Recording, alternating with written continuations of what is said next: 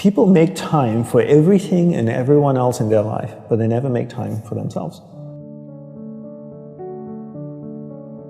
If you go up to someone who you know and say, like, would you like to catch up for coffee? Let's do coffee. They're like, oh, I can't this week, but I can next week.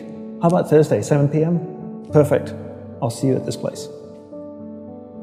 When was the last time someone is willing to take time out of their life to spend time with themselves? So if I wanted to get to know you, and we've had one dinner and we had a great conversation, we're spending time here.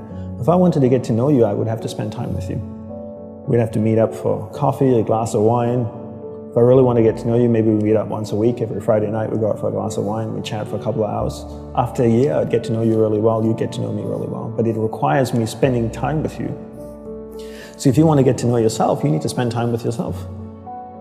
But in a way that you can inquire, right? So people say to me things like, oh, I walk my dog in the park, that's my time with myself. And you're like, no, it's not. That's you walking the dog. People go like, oh, I go for a jog, that's my alone time. No, that's you jogging, avoiding traffic, watching where you're stepping so you don't trip and fall over. Spending time with yourself is sitting down, closing your eyes, not interacting with the outside world, and actually going inside and having that conversation. The same conversation I would have with you and say like, hey Brian, so where did you grow up? You know, you said California, do you like to surf? No? Hate the water, love the water? Tell me, right? And people don't have that conversation, and because they don't have that conversation with themselves, they don't end up knowing what they want in life. Because they don't know what they want in life, they can't focus that finite amount of energy, and then they don't live a lifestyle that brings them happiness, and most people end up being unhappy. A couple of things I would say. One is simplify your life. Everybody's so busy. Everybody's got a lot of things to do. We don't actually have a lot of things to do. Right. We like being distracted because then we don't have to think about ourselves. And we don't have priorities in life. Most people don't have clear priorities in life. You know, for me, my goal is to simplify my life, simplify the number of people in my life, and simplify the number of things in my life. We only have a finite amount of energy each day, right? But every year, we have more people in our lives. Is that a fair statement? More Facebook friends, you have more people you're connected with, but your energy stays the same. So that's not a proportionate growth.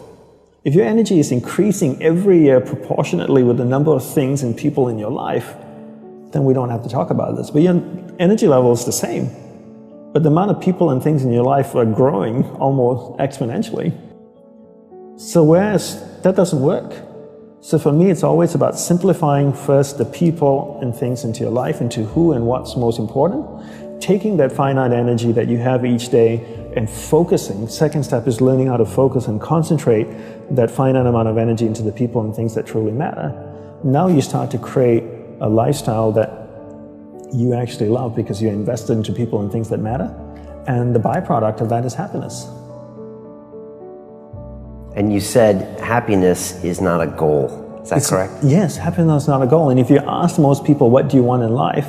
They say, I want to be happy. Right? Would that be a fair statement? I mean, literally, it's in the U.S. Constitution, I think, the pursuit of happiness. The pursuit of happiness. Right. I always say you should never pursue happiness. Don't pursue happiness. Pursue a lifestyle where the byproduct of that lifestyle is happiness. So happiness comes as a byproduct. I spend time with the people that I love. What is my byproduct? I'm happy. I spend time with people I don't like. I'm not happy. So don't pursue happiness. Pursue a lifestyle that gives happiness. But in order to pursue that lifestyle, you need to be clear what you want in life. What's your purpose in life?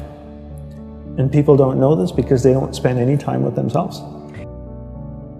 People think that the more you meditate, the better it is. So 20 minutes of meditation is not as great as 3 hours of meditation. And it's actually not how we work. For us, we believed in quality as opposed to quantity.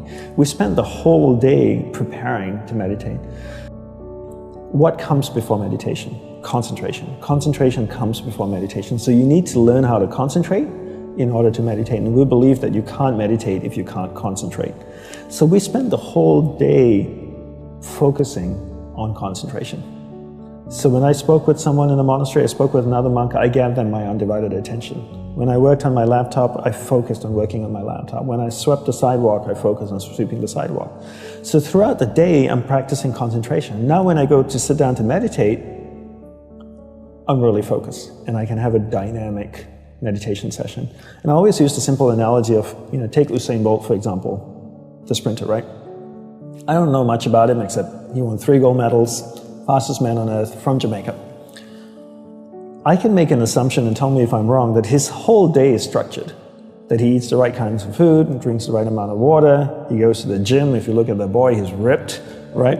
Probably works out, runs every day, I'm sure, sprints, does all kinds of things. But his whole day is preparing him for what, 9.57 seconds or whatever it is his world record is. Not the other way around. And people come up to me all the time, Brian, and they say, Dandapani, I'm so stressed out, I've got so much happening in my life. Do you think if I meditate for 5 minutes in the morning, it'll help my whole day? I'm going like, well, what are you doing the remaining 23 hours and 55 minutes? That's what I want to know. Because if you try to meditate for 5 minutes in the morning and the rest of the day you just live a chaotic life, that's not, it's a good start, but it's not really helping you. It's like eating a carrot in the morning and then eating hamburgers and fries all day and hoping to have a healthy diet. You have to understand that your whole day, your lifestyle is what's going to support your meditation practice at the start, and then your meditation practice grows, and then it turns around and supports your lifestyle. But not the other way around. You don't create a meditation practice to support your lifestyle. You create a lifestyle first, meditation second.